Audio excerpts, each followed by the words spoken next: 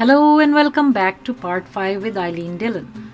This is Light Up Vishwa podcast that you're watching or listening. I hope you have watched or listened to all the previous conversations with Ilene Dillon. If you haven't, please do so. You can find this podcast on iTunes, TuneIn Radio, Spotify, Castbox, and also on YouTube channel and the Groton channel. You can find the links on Facebook, Instagram, LinkedIn, and Twitter. I hope you have subscribed to the channel. If you haven't, please do so. Leave a comment or two, send your feedback. You can go to my website, lightupvichwa.com, browse through it, see what you like, and let me know what you think. You can also write to Ilene Dillon and visit her website, and she will be happy to answer any of your questions that you have found in these conversations, or if you have any other. So stay tuned for more, and thank you for watching or listening Light Up Vichwa podcast. Take care. Anything before I ask you my last question about the environment you would like to share or say? Well, to parents who are listening, teach your children to pick up their trash or to give their trash to you. That is one of the things that I think is a simple thing to do. And over the years, I've noticed, you know how many mothers will have the kid return trash and they'll put it in their purse, right? Mm-hmm. Other people don't teach their children to do that. And it's a pattern, a habit that gets set up for a lifetime. And we need to love our mother. When I was telling you the other story, during my 30s, one day all the trouble that I went to and the ways I compromised myself in order not to be an orphan, because my father was away in the war when I was born and didn't meet him till I was almost 3 years old. And my birth mother was taken away from me at that same time, and I never saw her again. So, or I was taken away from her, actually. And so I worked really hard not to be an orphan. And there I was in my 30s feeling like an orphan.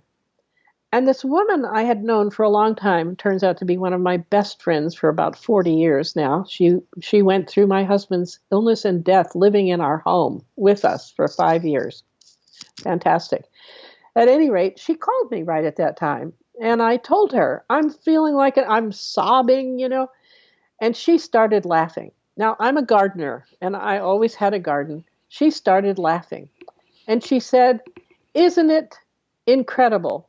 A person who works in the earth all the time, who takes joy from working in the earth, and you're crying because you don't have a parent? You're crying because you're an orphan. She said, I think you're thinking too small. You're thinking that some person has to be your parent. And all you really need to do is claim the earth as your parent. And she suggested I go out to the beach, which I didn't live too far from, and take off my shoes and walk in the sand and connect to the earth. And I fully intended to do that. And there was a huge storm and the bottom fell out and I didn't want to go out in it. So I went to my bed and I lay on the bed and I imagined doing it. Right? And I never felt like an orphan again. I claimed the earth as my mother. The earth is a living being. Yeah, and it has more to offer, actually. Everything, actually, to offer. And we need to love her. And we need to take care of her.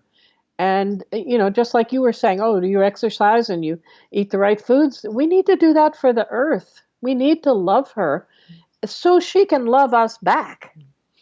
And all the climate change stuff that we're going through right now, she's having a hard time loving us back. And we're the consequence. Yes. Remember, the lesson is there, but we're not learning the lesson. And the consequences are getting worse and worse and worse and worse. We need to learn our lesson about loving the earth. Yes. That's my proclamation. Thank you. It's meant to be now. I would like to point out to people that my book, we've had to put it back through the publication process, but it should be out within the month. late October, early November. Mm-hmm. And it's called Emotions in Motion. And we have a feature that's very much like what I have done here on the show. I call it From My Personal Laboratory. Since we're all in school, I consider that my life is my personal laboratory. So I do tell stories like this of what I have learned, and then I invite my reader to explore their personal laboratory in the same area. Mm. And we also have 12 different emotions and emotional states, and what their message is, and how to work with it, and how to partner with emotions. It's my opus. I'm Okay. very happy with it. Thank you, and congratulations for the book, and looking forward to read it. And it's going to be published soon.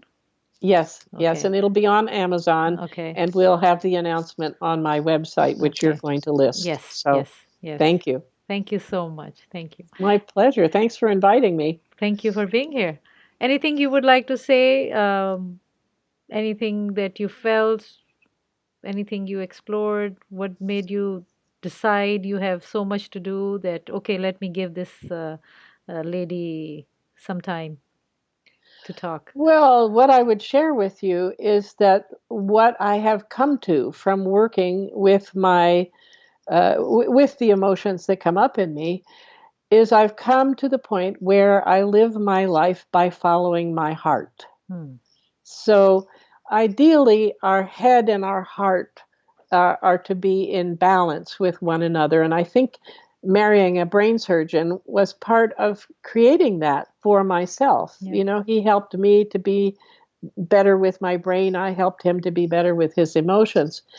And so I have learned, because I've done this for so many years, I have learned that I can rely on myself. If I read an invitation from somebody like you and I get a good feeling about it, I can rely on that. I will respond and I will do it. I do the same in terms of planning my trip, so called. Where would I like to go? What's going to make me feel better? How long would I like to stay here? And I do things like my granddaughter, my 10-year-old granddaughter, and I went to Grand Canyon together. She came for a 2-week stay with me last year in my van. And we were in a free place to camp, and we were doing our evening thing. And this van with a ton of people came and took part of our space, which was their right, but, you know, it sort of at first felt a little crowded. These 13 people get out of this van. And my granddaughter and I were just finishing up our dinner, and I said, you know, I have a really strong feeling I need to go welcome our neighbors to this neighborhood. So I'm going to go talk to the people that came in on the van. Would you like to come with me? So I went there, and these people were from Czechoslovakia, and they were traveling to all the national parks in the states that they could get to within the time that they had. And there was only one person among them who could speak English, and she was training to be a psychotherapist. Got it? Oh, so, wow. so my message is live your life that way. Hmm. Listen to your heart. Listen Hmm. to your intuition. Learn to test it, to trust it. Yeah. Check it out. If you have a feeling about something, ask somebody if it's Hmm. true or not. You Hmm. know, let's live from our hearts. Hmm. That's the best way to do anything. Thank Thank you. you. All right. So usually I ask my last question, which is to everybody, and that is, what lights you up?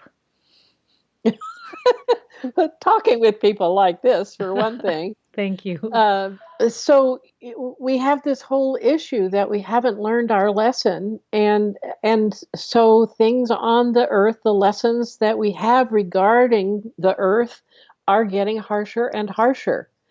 And so what lights me up is that we realize we have things to learn, and we turn and embrace, whether we're talking our political situation or our climate situation or our personal situation, we have things to learn. And as soon as we learn them, the lessons will be finished.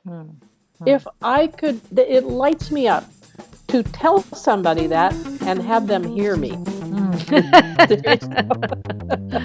Wonderful. Thank you so much.